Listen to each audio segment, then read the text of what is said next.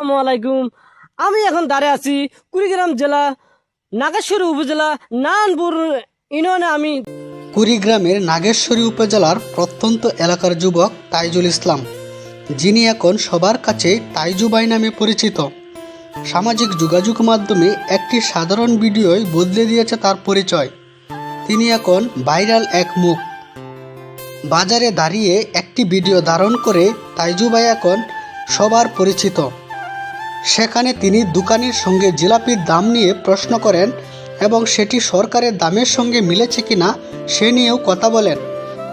তার সরল ভাষা, গ্রাম্য টুন আর স্বাভাবিক উপস্থাপনায় দ্রুত মানুষের নজর কাড়ে। কয়েকদিনের মধ্যে ভিডিওটি ছড়িয়ে পড়ে ফেসবুকে। তাতে ভিউ হয় প্রায় 65 লক্ষ। তাইজু ভাইয়ের এই হঠাৎ জনপ্রিয়তার পেছনে রয়েছে তার বাস্তব জীবনের সংগ্রাম।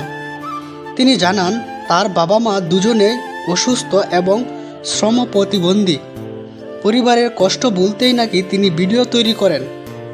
তাজু ভাই বলেন, আমার বাবা মা অসুস্থ, দুজনেই শ্রম প্রতিবন্ধী। পরিবারের দুঃখ কষ্ট বলতেই ভিডিও করি, আমি কোনো সাংবাদিক না। তিনি এটাও বলেন, তার এই ভিডিও করা দেখে অনেকেই হাসাহাসি করেন। পরিশেষে বলতে গেলে একটি ভিডিও মানুষকে কোথায় থেকে কোথায় নিয়ে যেতে পারে, তাইজু ভাই তার বাস্তব প্রমাণ।